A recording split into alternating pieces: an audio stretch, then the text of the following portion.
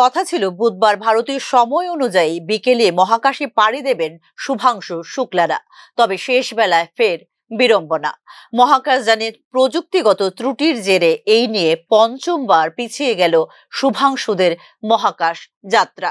এদিন মহাকাশ যাত্রা পিছিয়ে দেওয়ার কারণ বিস্তারিতভাবে ব্যাখ্যা করেছে এলন মাস্কের সংস্থা স্পেস এক্স। এলন মাস্কের সংস্থা স্পেস এক্স এর তৈরি ড্রাগন মহাকাশযানে চেপে আমেরিকার ফ্লোরিডা থেকে আন্তর্জাতিক মহাকাশ কেন্দ্রের উদ্দেশ্যে রওনা দেওয়ার কথা ছিল ভারতীয় নভোচর শুভাংশু সহ 4 মহাকাশচারীর।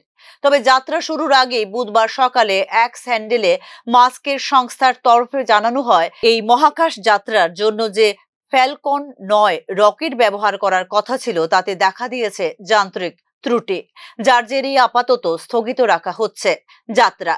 কবে ফের যাত্রা শুরু হবে সে বিষয়েও সংস্থার তরফে জানানো হয়নি কিছুই। ত্রুটি শুধরানোর পর নতুন তারিখ ঘোষণা করা হবে বলে জানিয়েছে স্পেস এক্স। যান্ত্রিক ত্রুটি নিয়েও বিস্তারিত তথ্য দিয়েছে স্পেস এক্স।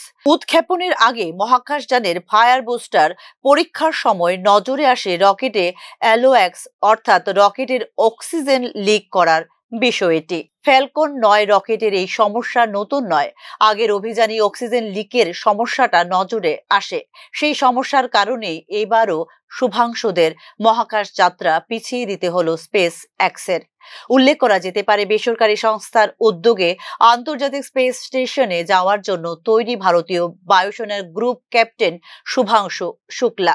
তার সঙ্গে ছিলেন মহাশূন্যে দীর্ঘ সময় কাটানো বর্ষিয়ান নভোচর পেগি হুইটসন এবং পোল্যান্ড হাঙ্গেরির 2 নভোচর।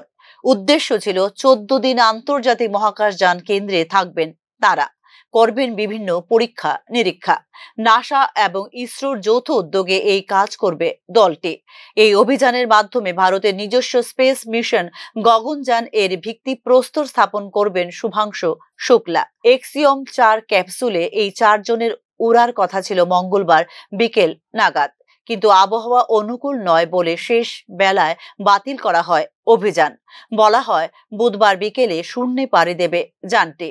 তবে এবার অনির্দিষ্টকালের জন্যই পিছিয়ে গেল অভিযান।